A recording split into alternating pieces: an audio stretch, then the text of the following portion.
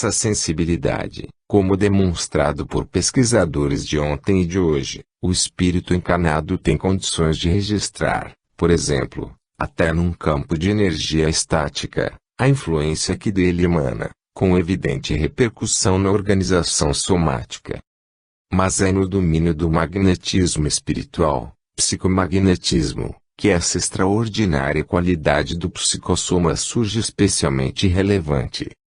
Com efeito, devido a ela, torna-se o espírito suscetível às influências da energia ambiental que o envolve, psicosfera, e essa propriedade que lhe permite absorver, assimilar, e também transmitir, a energia espiritual que capta ou recebe. Exemplo precioso é o processo do passe, o espírito, acumulando energia e estimulando a sensibilidade do médium, conjuga suas forças com a deste, psíquicas e vitais, para a transmissão dos recursos de cura. Expansibilidade. O perispírito, intrinsecamente indivisível, pode, entretanto, conforme suas condições, expandir-se, ampliando seu campo de sensibilidade e, pois, de percepção, possibilitando ao espírito, sem prejuízo do comando de seu corpo físico, viver, eventual e temporariamente, a realidade do mundo espiritual. Devem-se a essa propriedade os extraordinários fenômenos de exteriorização da sensibilidade, comprovados e estudados por pesquisadores de indiscutível idoneidade, operando com sujeitos em transe hipnótico, preferencialmente. É a expansibilidade do perispírito que faculta, também, em outro grau, a deflagração do processo de emancipação da alma, conforme a expressão de Kardec. Expandindo-se, o perispírito pode chegar a um estado inicial de desprendimento em que a percepção se torna acentuadamente mais aguda, podendo, a partir daí, se for o caso, evoluir para o desdobramento, a envolver, já, uma outra notável propriedade psicossômica, que é a bicorporeidade. A expansibilidade perispirítica, aliás, está praticamente na base de todos os processos mediúnicos, haja vista, por exemplo, que é a exteriorização do psicossoma que permite ao vidente a captação da realidade espiritual e que, também, graças a essa propriedade, é que se torna possível em contato perispírito a perispírito, que marca o fenômeno da incorporação. Bicorporeidade. A bicorporeidade, termo criado por Kardec, que se relaciona com o fenômeno de desdobramento, define-se, particularmente, como notável faculdade do perispírito, que possibilita, em condições especiais, o seu desdobramento, fazer-se em dois, sucessivo, e, às vezes, quase simultâneo, ao estado de desprendimento, o desdobramento, duplicação corpórea e bilocação, como visto, apresenta-se em nosso atual nível de conhecimento como um processo sumamente complexo e, ainda, de difícil compreensão, sendo, de momento, já bem significativo sabermos que o perispírito, graças a essa propriedade, pode apresentar-se bicorpóreo, ou seja, com um outro corpo, de forma igual ao do físico, fluídico, com maior ou menor densidade, mas suscetível de ser visto e até tocado, como só é acontecer em muitos casos. De qualquer forma, e ainda que sua inteira explicação dependa de futuros avanços impõe-se a certeza de que se trata de uma ocorrência absolutamente natural. Por muito extraordinário que seja, escreve Kardec, tal fenômeno, como todos os outros, se compreende na ordem dos fenômenos naturais, pois que decorre das propriedades do perispírito e de uma lei natural. Unicidade. A estrutura perispirítica, como reflexo da alma, é única como esta. Não há perispíritos iguais, como, a rigor, inexistem almas idênticas. Obviamente, no decorrer do processo evolutivo, diminuem as diferenças e cresce a harmonização entre as almas, sem que, entretanto, a individualidade deixe de ser preservada no grande todo. Escreve Kardec, a propósito, nas suas instruções práticas sobre as manifestações espíritas. A ideia do grande todo não implica, necessariamente, a da fusão dos seres em um só. Um soldado que volta ao seu regimento, entra em um todo coletivo, mas não deixa, por isso, de conservar sua individualidade. O mesmo se dá com as almas que entram no mundo dos espíritos, que para elas é, igualmente, um todo coletivo, o todo universal. É neste sentido que deve ser entendida essa expressão na linguagem de certos espíritos. Nessa direção, também, a lição de O Livro dos Espíritos, itens 149 e 152, mostrando que a alma sempre conserva sua individualidade, a refletir-se em seu perispírito. Perenidade. O perispírito tem a marca da perenidade. Não se pode imaginar a alma sem o perispírito, seu reflexo e ponto de contato com a realidade que envolve e que se apura, se aprimora, com a própria evolução dessa. O corpo espiritual é indestrutível como a própria alma. A nota, a respeito, Gabriel Delane. A alma se encontra unida à substância perispirítica, que coisa nenhuma pode destruir. Nem os milhões de graus de calor dos sóis ardentes, nem os frios do espaço infinito têm ação sobre esse corpo incorruptível e espiritual. Somente a vontade o pode modificar, não, porém, mudando-lhe a substância, mas expurgando-a dos fluidos grosseiros de que se satura no começo de sua evolução. Também, a indestrutibilidade e estabilidade constitucional do perispírito fazem dele o conservador das formas orgânicas. Graças a ele, compreendamos que os tecidos possam renovar-se, ocupando, os novos, o lugar exato dos antigos, e daí a manutenção da forma física, tanto interna como externa. E observa. Por espírito deve-se entender a alma revestida de seu envoltório fluídico, que tem a forma do corpo físico e participa da imortalidade da alma, de que é inseparável. O corpo fluídico, que possui o homem, é o transmissor de nossas impressões, sensações e lembranças. Anterior à vida atual, inacessível à destruição pela morte, é o admirável instrumento que para si mesma a alma constrói e que aperfeiçoa através dos tempos. É o resultado de seu longo passado. Mutabilidade. O perispírito, no decorrer do processo evolutivo, se não é suscetível de modificar-se no que se refere à sua substância, ou é com relação à sua estrutura e forma. Sabe-se que, por meio da ação plasticizante, pode o espírito mudar, por exemplo, seu aspecto, porém tal fenômeno envolve apenas modificação transitória e superficial, sustentada transitoriamente pela mente. Desde as protoformas psicossômicas, André Luiz, nos seres mais primitivos, até o homem e o anjo, uma longa escala é percorrida. E quanto mais progride a alma, através das sucessivas transformações, mais apurado vai se tornando seu veículo espiritual e, consequentemente, mais delicada a sua forma.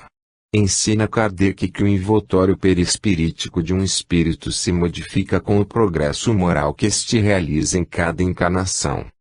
E Leon Denis, depois de explicar que é o perispírito que garante a manutenção da estrutura humana, esclarece.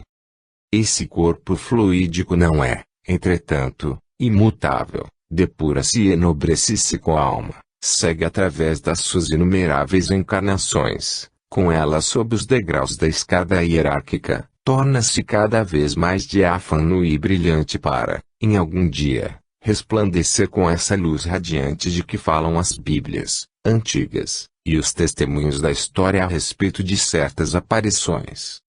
Ainda, a elevação dos sentimentos, a pureza da vida, os nobres impulsos para o bem e para o ideal, as provações e os sofrimentos pacientemente suportados, depuram pouco a pouco as moléculas perispiríticas, desenvolvem e multiplicam as suas vibrações. Como uma ação química, eles consomem as partículas grosseiras e só deixam subsistir as mais sutis, as mais delicadas.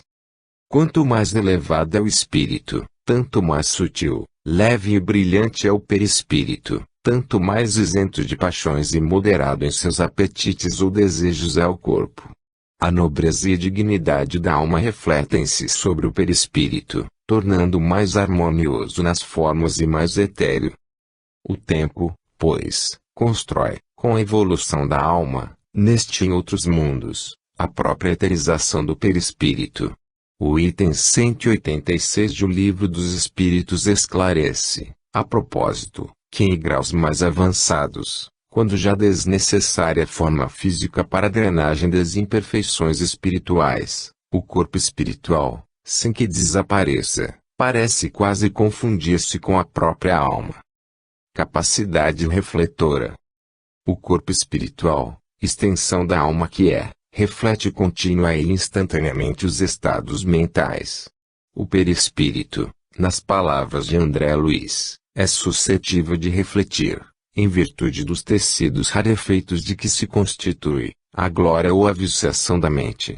Por isso, a atividade mental nos marca o perispírito, identificando nossa real posição evolutiva. Todo o pensamento encontra imediata ressonância na delicada tessitura perispiritual, produzindo dois tipos de efeitos. Gera na aura sua imagem, conhecida hoje como forma pensamento, variável, de acordo com a carga emocional, até mesmo no aspecto cromático, como demonstram técnicas e testemunhos incontestáveis. E também na dimensão física, influindo na fisiologia dos centros vitais, repercute nos sistemas nervoso, endócrino, sanguíneo e demais vias de sustentação do edifício celular, marcando-lhe o desempenho regular, ou não, na economia vital. Odor. O perispírito, a refletir-se na aura, caracteriza-se também por odor particular, facilmente perceptível pelos espíritos. Contém a literatura mediúnica, mormente as obras de André Luiz, descrição de regiões infestadas de miasmas pestilentos, a exalarem odores tão fétidos que se tornam quase insuportáveis para os espíritos mais sensíveis. Tais odores brotariam da podridão fluídica característica desses ambientes e, ao que se sabe, dos próprios perispíritos de seus habitantes. E ocasiões existem em que, no decorrer de determinados trabalhos, certos participantes chegam a captar odores, agradáveis ou não, indicativos também da evolução dos espíritos presentes. Tais odores perispirituais não se confundem com aqueles oriundos da manipulação ectoplásmica que chegam, por vezes, a impressionar toda uma assistência. Temperatura.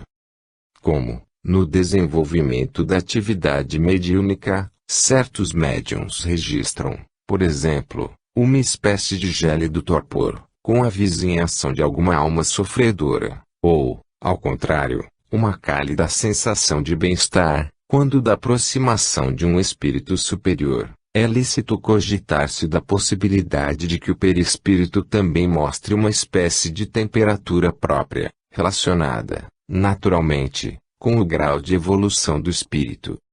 Trata-se de tema a ser ainda investigado, mas suscetível de comparecer, no futuro, com força maior do que uma simples hipótese. 3. Funções do perispírito. As funções básicas do perispírito são marcadas por características de natureza instrumental, individualizadora, organizadora e sustentadora. Função instrumental. Como se depreende de seu próprio conceito, a função primordial do perispírito é servir de instrumento à alma, em sua interação com os mundos espiritual e físico. Projeção energética da alma, aglutina-se a energia cósmica matriz, consolidando, já, uma estrutura de natureza física, que, a refletir sempre a fonte, serve como seu elemento de ligação com o meio que o cerca, de modo que não só possa nele agir, influenciando, como também dele receber influência, em regime de trocas e aproveitamentos, em sua gloriosa caminhada evolutiva. Função individualizadora. O perispírito, corpo imperecível da alma, serve à sua individualização e identificação. A alma é única e diferenciada, e o perispírito, como seu envoltório ou, mais especificamente, seu corpo perene, mostra-a, refletindo-a, assegurando-lhe a identidade exclusiva. Não se trata, todavia, de uma identidade que diga apenas com características periféricas. Refere-se, sim, à sua própria história, às suas particulares características evolutivas. Nesse contexto, obviamente, o fator memória, refletindo-se na tela perispirítica, surge como dos mais importantes, assegurando a continuidade da vida psíquica nos diferentes níveis existenciais e marcando, assim, a identidade da alma. Essa identidade, que diz de suas qualidades positivas e negativas, transmite-se, quando em estado de encarnação, ao corpo físico, que, entretanto, nem sempre a reflete inteiramente. Com efeito, situações kármicas podem pôr que, a partir da morfogênese, a estrutura somática, a espelhar condições transitórias do perispírito, mostra aparência, possibilidades fisiológicas ou condições psicológicas, sinalizando uma presença temporária no plano físico, que não expressa, propriamente, a identidade profunda do reencarnante, parcialmente apagada, mas que após a desencarnação, presentes as necessárias condições, emergirá inteira, enriquecida pelas experiências vividas. Função organizadora.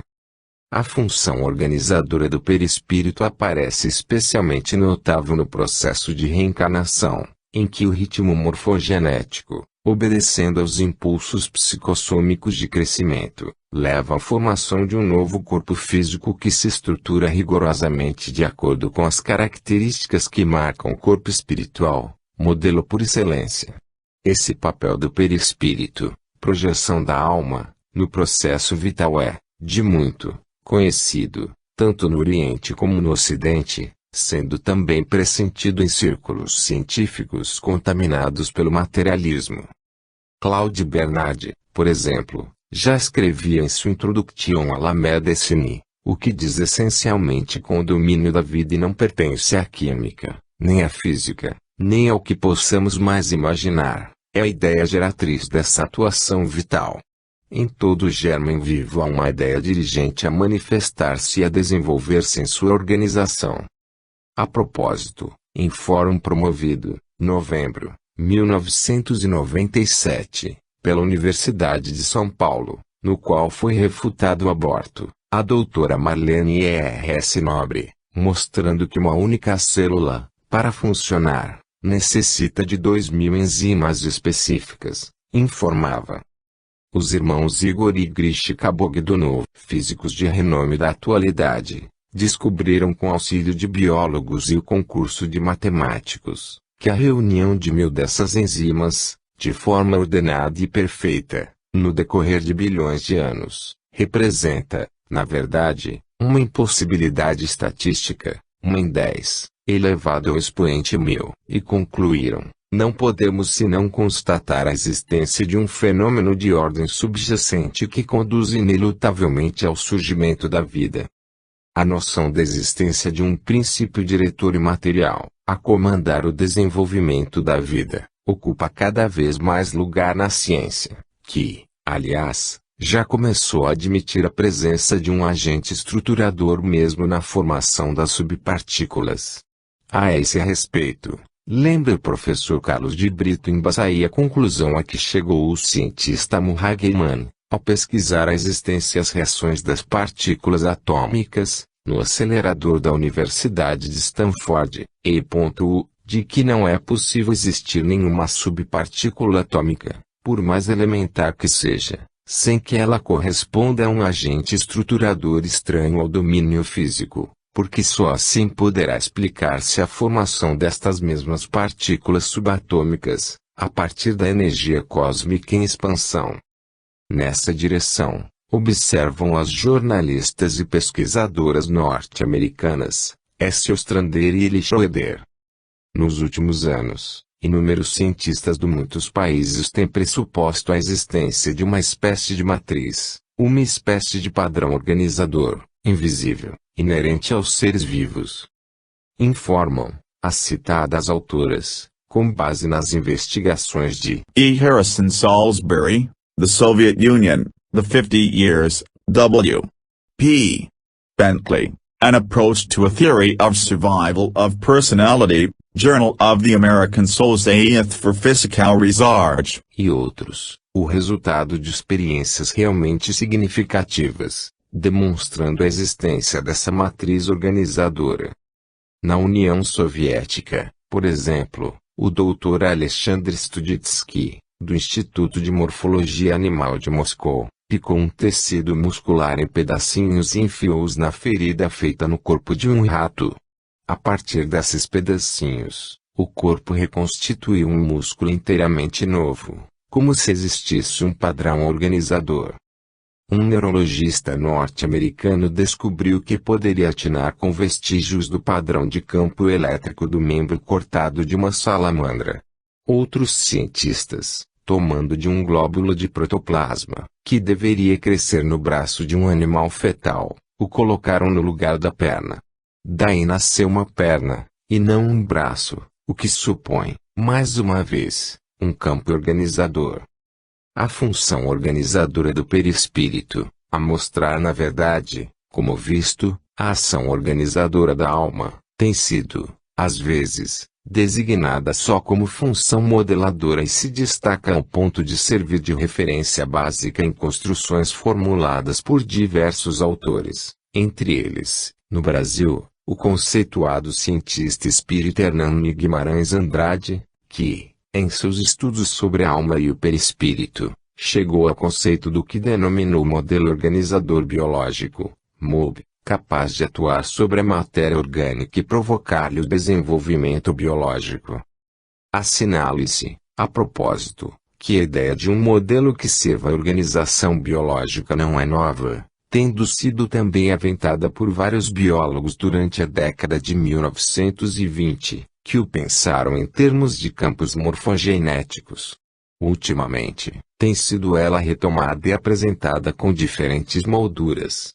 Por exemplo, o biólogo inglês Rupert Sheldrake. A New Science of Life, The Hypothesis of Morphic Resonance, 1981, The Presence of the Past, Morphic Resonance and the Habits of Nature, 1988. Da Universidade de Cambridge e da Royal Society, enfrentando a biologia reducionista, baseada, ainda, no paradigma mecanicista, mostra que o papel do DNA na estruturação dos organismos é bem mais modesto do que se imagina.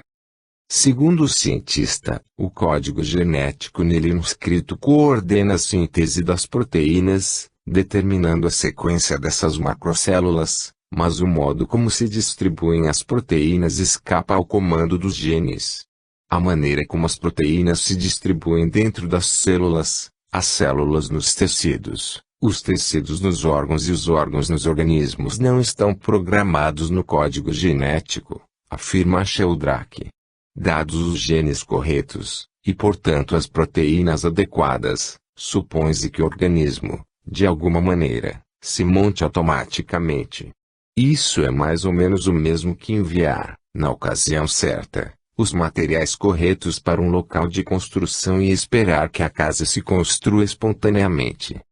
A morfogênese, ou seja, a modelagem dos sistemas biológicos, células, tecidos, órgãos, organismos, enfatiza Sheldrake, é ditada por um tipo especial de campo mórfico, a traduzir-se pelos campos morfogenéticos, os quais, não só permanecem em constante interação com os sistemas vivos, como também se modificam, influindo em sua estabilidade.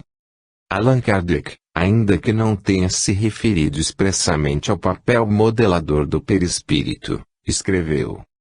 Para ser mais exato, é preciso dizer que é o próprio espírito que modela o seu envoltório e apropria as suas novas necessidades, aperfeiçoa e desenvolve e completa o organismo, à medida que experimenta a necessidade de manifestar novas faculdades, numa palavra, talha-o de acordo com a sua inteligência. Deus lhe fornece os materiais, cabe a ele empregá-los. É assim que as raças adiantadas têm um organismo ou, se quiserem, um aparelhamento cerebral mais aperfeiçoado do que as raças primitivas. Desse modo, Igualmente se explica o cunho especial que o caráter do espírito imprime aos traços da fisionomia e às linhas do corpo. Nessa linha, explica Emmanuel pela mediunidade de Francisco Cândido Xavier. O perispírito é, ainda, corpo organizado que, representando o molde fundamental da existência para o homem, subsiste além do sepulcro, demorando-se na região que lhe é própria. Essa capacidade modeladora, ou plasmadora, varia de acordo com a evolução do espírito, sendo certo que muita diferença há entre a encarnação de um espírito superior e a de um que não seja. André Luiz, por intermédio de Valdo Vieira, elucida. Os espíritos categoricamente superiores, quase sempre, em ligação sutil com a mente materna que lhes oferta a guarida, podem plasmar por si mesmos e, não raro, com a colaboração de instrutores da vida maior, o corpo em que continuarão as futuras experiências, interferindo nas essências cromossômicas, com vistas às tarefas que lhes cabem desempenhar. No outro extremo, estão os espíritos categoricamente inferiores que, nos inícios da aprendizagem evolutiva, apresentam-se extremamente submissos ao comando biológico ditado pela hereditariedade. E, entre ambas as classes, como lembra o renomado autor, há uma imensa escala de diferenças evolutivas a marcarem os estados em que se encontram os espíritos em desenvolvimento e definindo suas possibilidades de maior ou menor atuação consciente na moldagem dos futuros veículos físicos. Compreende-se bem, nesse contexto, quão decisiva é a ação perispirítica na formação do corpo. De fato, é por seu intermédio que a alma rege sua encarnação. Na câmara uterina, ensina Emmanuel por Francisco Cândido Xavier, o reflexo dominante de nossa individualidade impressiona a chapa fetal ou o conjunto de princípios germinativos que nos forjam os alicerces do novo instrumento físico, selando-nos a destinação para as tarefas que somos chamados a executar no mundo, em certa cota de tempo. Na ausência do perispírito, pode acontecer que um organismo se desenvolva sem que chegue, todavia, a se tornar viável, fica sujeito à expulsão do vaso uterino, em qualquer tempo, ou, se alcança o processo de parto, nenhum sinal vital apresenta, como é o caso dos natimortos.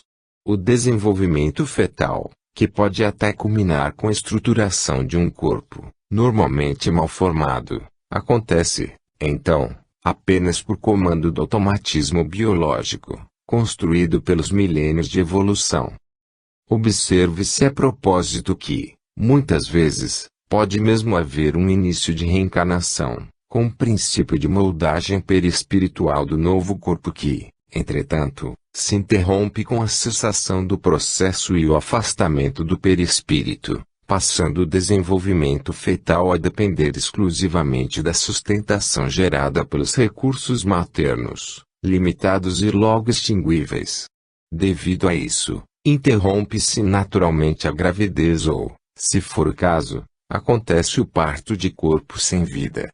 Atento a isso, Kardec formulou, entre outros, o item 355, de O Livro dos Espíritos, buscando saber sobre as razões de tais ocorrências.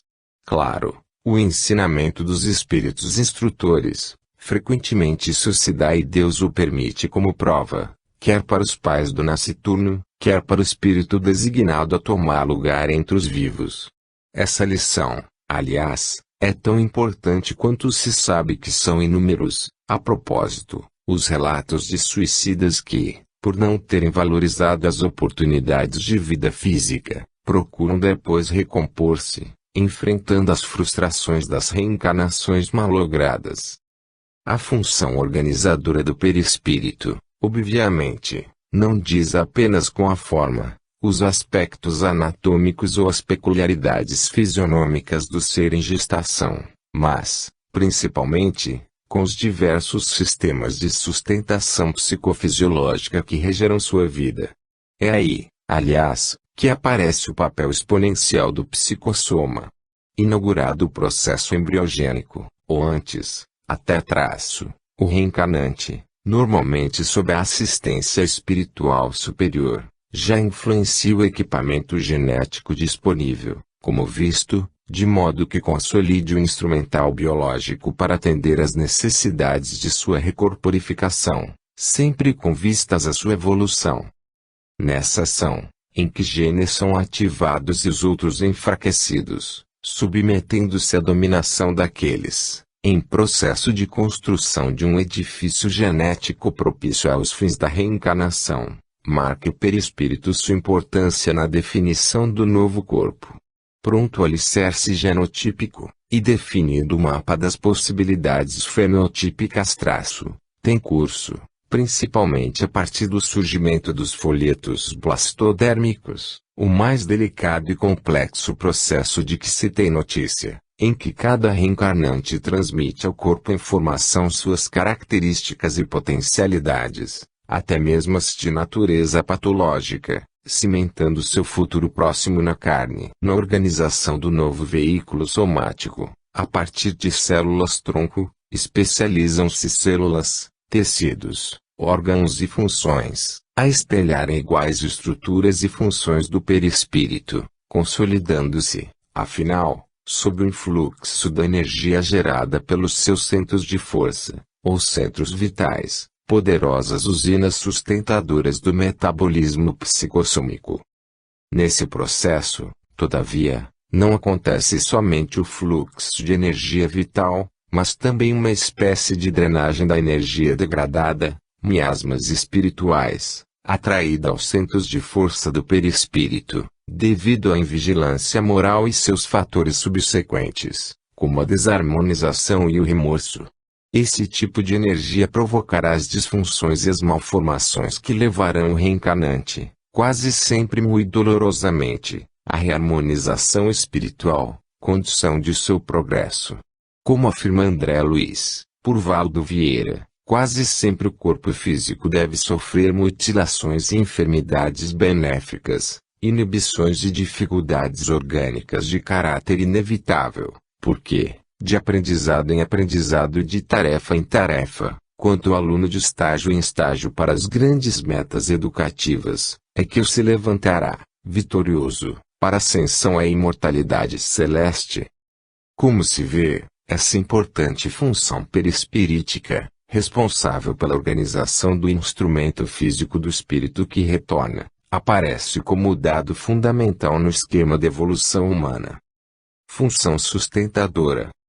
O perispírito, impregnando-se de energia vital e transferindo-a paulatinamente, ao impulso da alma, para o veículo físico, sustenta-o desde a formação até ao completo crescimento, conservando-o, depois, na vida adulta, durante o tempo necessário. Matriz estrutural destinada à organização e sustentação do edifício biológico. Na reencarnação, o perispírito, como assinala Delany, surge, graças à sua perenidade, como elemento indispensável à estabilidade do ser humano, no meio de toda essa complexidade das ações vitais, dessa efervescência perpétua e resultante da cadeia de decomposições e recomposições químicas, ininterruptas, na trama, enfim, de nervos, músculos, glândulas a se entrecruzarem, a circularem, a se interpenetrarem de líquidos e gases, em desordem aparente, mas da qual sairá, contudo, a mais estupenda regularidade, sendo certo que a função pertence ao conjunto, e não às unidades que o compõem, e que esta se subordina a uma ordem que não se altera, apesar dos sucessivos afluxos de elementos novos. A ação sustentadora, conservadora, do perispírito, aliás, surge bem patente, por exemplo, no delicado e complexo processo da renovação celular. Sabido é que todas as células físicas são substituídas a cada ciclo de 7 a 8 anos, sem que, entretanto, seja alterada qualquer parte do corpo, conservando a pessoa, ainda, os seus traços fisionômicos. Essa contínua recomposição celular, sem que seja afetado nenhum dos elementos que identificam a pessoa, acontece graças à função de sustentação, do perispírito, que potencialmente garante e conserva a integridade do corpo físico, respeitada, é claro, a programação kármica de cada um, com os seus variados efeitos. Leciona, a respeito, Denise. Insensível às causas de desagregação e destruição que afetam o corpo físico, o perispírito assegura a estabilidade da vida em meio da contínua renovação das células. É o modelo invisível através do qual passam e se sucedem as partículas orgânicas, obedecendo a linhas de força, cuja reunião constitui esse desenho, esse plano imutável, reconhecido por Claude Bernardi como necessário para manter a forma humana em meio das constantes modificações e da renovação dos átomos. Outro aspecto importante relaciona-se com a própria rigidez física, mantida pela ação fundamental do sistema imunológico que, de sua vez, é sustentado pelo perispírito. Evidência disso resulta, por exemplo, até do fato de que a deficiência imunológica, segundo bem se constata hoje, está estreitamente vinculada a fatores que dizem principalmente com o equilíbrio emocional. O comprometimento psíquico, a refletir seguidamente a própria história do espírito, pode repercutir na ação sustentadora do psicossoma, provocando o enfraquecimento das defesas orgânicas e o consequente desequilíbrio homeostático. Recomposta a harmonia mental, dentro das possibilidades kármicas as forças perispiríticas de sustentação, desbloqueadas, voltam a operar, reativando a imunologia. Evidentemente, trata-se, aqui, de um processo extremamente complexo, a envolver não só conhecimentos ligados à fisiologia, neurofisiologia, endocrinologia, biologia molecular ou bioquímica, mas, sobretudo, os que implicam uma compreensão maior da própria dinâmica psíquica ligada à realidade espiritual. 4. Centros vitais. A complexa tessitura psicossômica apresenta, ao que tudo indica, um número considerável de pontos de força, responsáveis, em seu conjunto, pela distribuição da energia vital e, por conseguinte, pelo equilíbrio fisiológico do organismo físico. Não se trata de conhecimento novo. Em verdade, na antiguidade, entre os hindus, especialmente com base nos Upanishads, os comentários dos Vedas que formavam os 4 livros sagrados, 750 a 500 a.C., já se sabia de sua existência. E muito antes, os chineses, com base no taoísmo, a envolver uma avançada concepção da criação, elaboraram complexa e refinada técnica de cura, baseando-se no princípio de que a saúde depende do equilíbrio entre as forças Yang e Yin, expressões da energia vital, alcançável pela estimulação de pontos distribuídos por todo o corpo. Essa técnica, que também leva em conta as teorias chinesas de anatomia e fisiologia, é conhecida no Ocidente como acupuntura e encontra-se descrita no Neixing, texto médico dos antigos, conhecido como a Bíblia da Acupuntura e surgido, possivelmente, no século III a.C. A origem da acupuntura, todavia, remonta a 3.000 anos antes de nossa era. O Neixing divide-se em 2 partes, o Suen, que trata de semiologia e cura, e o Lingshu, que se refere ao tratamento propriamente, pela estimulação, por meio de agulhas ou mochas, de pontos próprios, dirigida ao reequilíbrio do fluxo das forças Yang-Yin, consequentemente, da estabilidade fisiológica. Esses acupontos, cuja localização, seguidamente, coincide com a das terminações nervosas, são numerosos, cerca de 750 ou mais, e cobrem todo o corpo, sendo que 365 deles, dos quais 122 servem mais às aplicações clínicas comuns, destacam-se importância por fazerem parte de um delicado circuito composto por 12 meridianos, possíveis canais de energia. No passado, chegou a surgir a hipótese de que se tratava de canais condutores de substâncias desconhecidas, a constituírem um sistema diferente dos conhecidos, até mesmo o linfático. A propósito, Hernani Guimarães Andrade refere-se a duas experiências interessantes sobre a existência e alcance desses meridianos. A primeira diz respeito a uma demonstração feita pelos russos. Comenta o ilustre pesquisador. Os soviéticos demonstraram a existência de verdadeiros circuitos de baixa resistência elétrica, em um organismo vivo, conectando uns com os outros os pontos de acupuntura. É possível registrar pequenas diferenças de potencial elétrico entre dois desses pontos, ligando, aos mesmos, eletrodos de diferentes materiais, como a prata e o níquel. Acredita-se que um circuito interno profundo está relacionado com os pontos de acupuntura.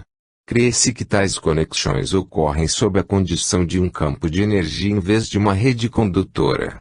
As condições de bem-estar e de saúde do corpo parecem essencialmente dependentes da suficiente energia nesses circuitos e do seu mútuo equilíbrio. Outro relato refere-se a experiências feitas pelo cientista de origem coreana Kim Bong-an, que emprega técnicas tão inéditas quanto refinadas, assim descritas. Ele injetou fósforo radioativo em um ponto de acupuntura e tentou acompanhar sua marcha pelo organismo. Verificou que os átomos do fósforo radioativo, em vez de se espalharem pelos tecidos adjacentes, procuraram um meridiano particular. Em seguida foram detectados átomos de fósforo radioativo, em elevada concentração, nos pontos de acupuntura ao longo do meridiano correspondente. As experiências de Kim, informa Richard Gerber, foram posteriormente confirmadas.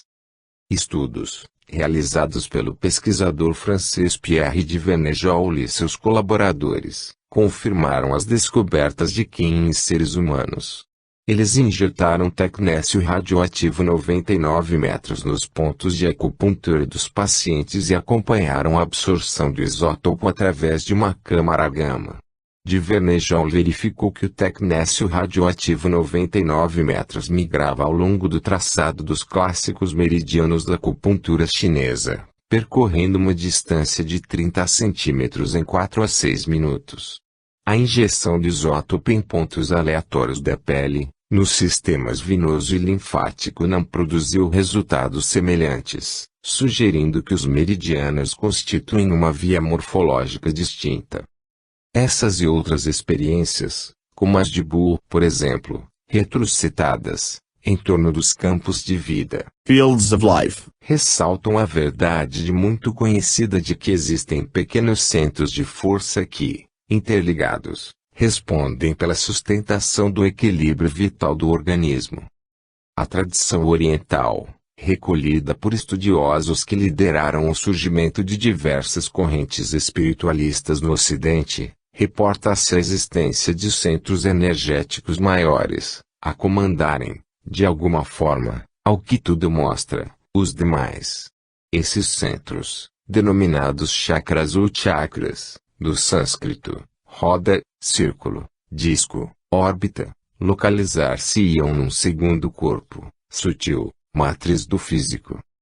São 7 os chakras citados, em sânscrito, Sahasrara, situado no alto da cabeça, Ajna, na região frontal do cérebro, Visuddha, na região do pescoço, Anahata, sobre o coração, Manipura, na região do estômago, Swadhisthana, na altura do baço, e Muladhara, situado na parte inferior da coluna vertebral, havendo, porém, escolas que, além desses 7 principais, enumeram outros 21 centros menos destacáveis na fisiologia orgânica, com função, possivelmente, de ponte ou contato entre os pontos de força menores e os principais, chakras, em algum nível perispirítico, dentro de um complexo sistema em que a energia vital, através de meridianos, em sânscrito, nadis, condutores de energia da corrente vital, rios de energia, sustenta o desenvolvimento e a conservação do veículo físico. Esse sistema de centros de condensação e distribuição de energia,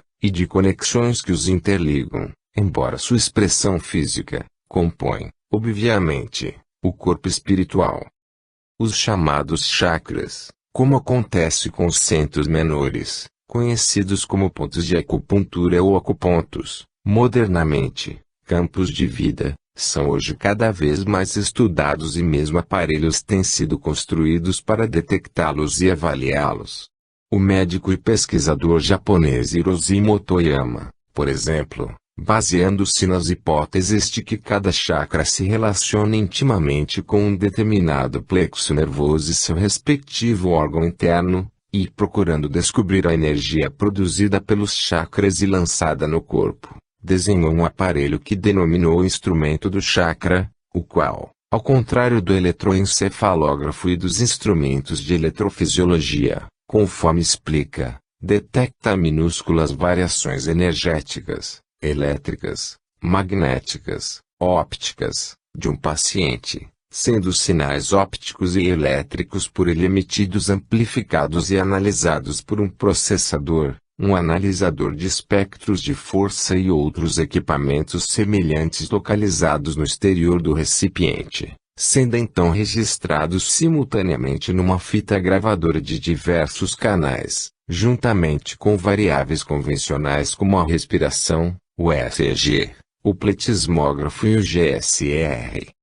Os positivos resultados alcançados por Motoyama, em suas inúmeras experiências, dando conta da localização desses centros de energia e de seu significado na economia do todo psicofísico, apresentam-se deveras auspiciosos, contribuindo, certamente, para a construção de uma ciência mais próxima da realidade do espírito.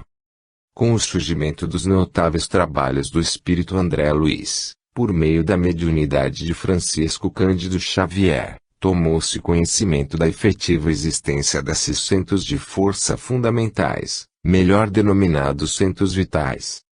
Ensina o venerando instrutor que o nosso corpo de matéria rarefeita está intimamente regido por 7 centros de força, que se conjugam nas ramificações dos plexos e que, vibrando em sintonia uns com os outros, ao influxo do poder diretriz da mente, estabelecem, para nosso uso, um veículo de células elétricas, que podemos definir como sendo um campo eletromagnético. Esses centros vitais recebem do autor os nomes de centro coronário, centro cerebral, centro laríngeo, centro cardíaco, centro esplênico, centro gástrico e centro genésico. O centro coronário, por sua importância fundamental na sustentação do equilíbrio perispirítico, é o primeiro. Explica André Luiz, por intermédio de Francisco C. Xavier. Analisando a fisiologia do perispírito, classifiquemos os seus centros de força, aproveitando a lembrança das regiões mais importantes do corpo terrestre. Temos, assim, por expressão máxima do veículo que nos serve presentemente, o centro coronário, que, na Terra, é considerado pela filosofia hindu como sendo o lótus de 1000 pétalas, por ser o mais significativo em razão do seu alto potencial de radiações, de vez que nele assenta a ligação com a mente, fulgurante sede da consciência. Esse centro recebe em primeiro lugar os estímulos do espírito, comandando os demais, vibrando todavia com eles em justo regime de interdependência. Considerando os fenômenos do corpo físico, e satisfazendo aos impositivos de simplicidade em nossas definições, devemos dizer que dele emanam as energias de sustentação do sistema nervoso e suas subdivisões, sendo responsável pela alimentação das células do pensamento e o provedor de todos os recursos eletromagnéticos indispensáveis à estabilidade orgânica. É, por isso, o grande assimilador das energias solares e dos raios da espiritualidade superior capazes de favorecer a sublimação da alma. Em outra lição, minudencia. Temos particularmente no centro coronário o ponto de interação entre as forças determinantes do espírito e as forças fisiopsicossomáticas organizadas. Dele parte, desse modo, a corrente de energia vitalizante formada de estímulos espirituais com ação difusiva sobre a matéria mental que o envolve, transmitindo aos demais centros da alma os reflexos vivos de nossos sentimentos, ideias e ações, tanto quanto esses mesmos centros, interdependentes entre si, imprimem semelhantes reflexos nos órgãos e demais implementos de nossa constituição particular, plasmando em nós próprios os efeitos agradáveis ou desagradáveis de nossa influência e conduta. A mente elabora as criações que lhe fluem da vontade, apropriando-se dos elementos que a circundam, e o centro coronário incumbe-se automaticamente de fixar a natureza da responsabilidade que lhes diga a respeito, marcando no próprio ser as consequências felizes ou infelizes de sua movimentação consciencial no campo do destino. Quanto aos demais centros de força, anota o autor que o centro cerebral é contíguo ao centro coronário e que ordena as percepções de variada espécie, percepções essas que, na vestimenta carnal, constituem a visão, a audição, o tato e a vasta rede de processos da inteligência que dizem respeito à palavra, à cultura, à arte, ao saber. É no centro cerebral, salienta, que possuímos o comando do núcleo endocrínico, referente aos poderes psíquicos. Sua influência apresenta-se decisiva sobre os demais, governando o córtex encefálico na sustentação dos sentidos, marcando a atividade das glândulas endocrínicas e administrando o sistema nervoso, em toda a sua organização, coordenação, atividade e mecanismo, desde os neurônios sensitivos até as células efetoras. Há uma íntima relação, uma perfeita sincronia de atividade entre os centros coronário e cerebral. Esclarece André Luiz, pela mediunidade de Francisco Cândido Xavier. Por intermédio do primeiro, a mente administra o seu veículo de exteriorização, utilizando-se, a rigor, do segundo que lhe recolhe os estímulos, transmitindo impulsos e avisos, ordens e sugestões mentais aos órgãos e tecidos, células e implementos do corpo por que se expressa. E assim como o centro cerebral se representa no córtex encefálico por vários núcleos de comando, controlando sensações e impressões do mundo sensório, o centro coronário, através de todo um conjunto de núcleos do diencéfalo, possui no tálamo, para onde confluem todas as vias aferentes à cortiça cerebral, com exceção da via do olfato, que é a única via sensitiva de ligações corticais que não passa por ele, vasto sistema de governança do espírito. Referindo-se às outras sedes reguladoras da energia vital, assinala o autor, seguindo a ordem de sua localização, que o centro laríngeo preside aos fenômenos vocais, inclusive as atividades do timo, da tireoide, e das paratireoides. O centro cardíaco sustenta os serviços da emoção e do equilíbrio geral. O centro esplênico, que, no corpo denso, está sediado no baço, regula a distribuição e a circulação adequada dos recursos vitais em todos os escaninhos do veículo de que nos servimos. O centro gástrico se responsabiliza pela penetração de alimentos e fluidos em nossa organização, e o centro genésico é a sede do santuário do sexo, como modelador de formas e estímulos. A respeito desses últimos vórtices, detalha, ainda, o consagrado autor, em outras páginas, que o centro esplênico determina todas as atividades em que se exprime o sistema hemático, dentro das variações de meio e volume sanguíneo. O centro gástrico responsabiliza-se pela digestão e absorção dos alimentos densos ou menos densos que, de qualquer modo, representam concentrados fluídicos penetrando-nos a organização, e o centro genésico guia a modelagem de novas formas entre os homens ou o estabelecimento de estímulos criadores, com vistas ao trabalho, à associação e à realização entre as almas. Segundo alguns autores, o centro coronário situa-se na parte superior do cérebro, projetando-se no alto da cabeça. O centro cerebral é visto ao nível do lobo frontal, entre as sobrancelhas. O centro laríngeo localiza-se na região do pescoço. O centro cardíaco encontra-se na região do coração, precordial. O centro gástrico situa-se na região do abdômen superior, epigástrio. O centro esplênico, na região do baço. E o centro genésico, na região inferior do abdômen, hipogástrio. Na verdade, o perispírito, como já notado, é integralmente a matriz do corpo físico, A organização anatomofisiológica deste apenas reflete a realidade daquele. Cada célula do corpo denso corresponde a uma célula do corpo espiritual. Cada função orgânica corresponde a uma função perispirítica. E é sob o comando dos centros vitais do psicossoma que se processa a interação energética total entre ambas as estruturas. Ressalta, a propósito, o espírito André Luiz, pela mediunidade de Francisco C. Xavier.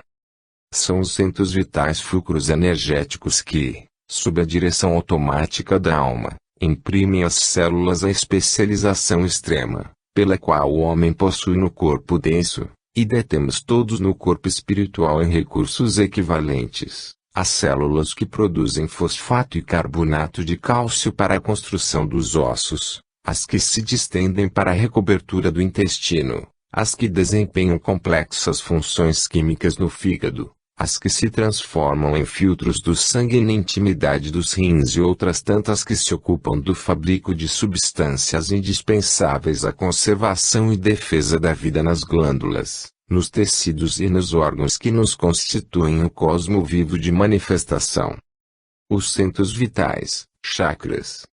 A importância capital desses centros de força, percebidos por alguns cientistas como centros morfogênicos, comandando a especialização celular, o impulso histogênico dirigido à formação dos diferentes órgãos, como visto, já é hoje reconhecida pela maioria dos investigadores que se ocupam do tema.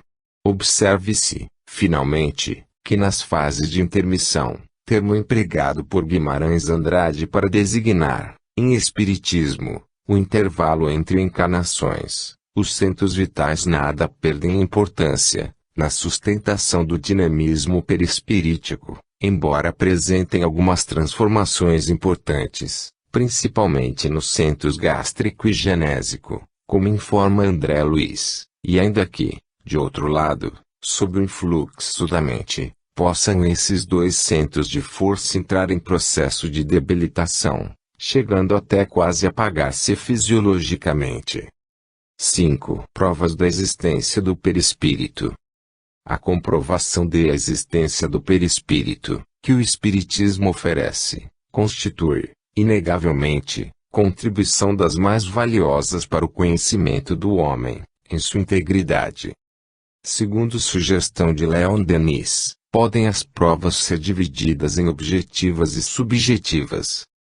Nessa direção, pode-se admitir que se alinham entre as provas objetivas, as que dizem com o desenvolvimento ontogênico, as que se produzem nos processos de materialização, as resultantes, especificamente, do fenômeno de desdobramento, as fornecidas pela fotografia transcendente, as produzidas pela transfoto, as que são colhidas nos fenômenos de exteriorização de sensibilidade. Entre as provas subjetivas, destacam-se as sensações de integridade, as percepções extracorpóreas, as percepções facultadas pela vidência ordinária. Desenvolvimento ontogênico. O processo de formação do corpo físico, desde a fecundação até a fase adulta, submete-se, como visto, à força plasmadora, função organizadora, do perispírito. Sob a ação dos centros de força, as células tronco embrionárias, que se encontram nos embriões, desenvolvem-se e especializam-se, formando os tecidos e compondo os diferentes órgãos e sistemas, de peculiares características e específicas funções. Só a existência do perispírito pode explicar a perfeição desse processo. Se não, como entender a ação dessa força que comanda a formação e movimento das células tronco, especializando-as e aglutinando-as em tecidos, segundo um plano rigorosamente determinado? Diante da evidência de que a formação e a sustentação do edifício somático submetem-se, rigorosamente, à força diretora, a uma ideia geratriz, como já antevira Claude Bernard, v. Página 71, ressoam cada vez mais fracas as tentativas de atribuir todo esse maravilhoso processo vital somente a um automatismo biológico, existente por si só, trocando a causa pelo efeito. Na verdade, O automatismo que se constata presente no movimento celular é produto do governo mental que se faz presente através do perispírito. Como explica o espírito André Luiz, a mente influenciando o citoplasma, que é, no fundo, o elemento intersticial de vínculo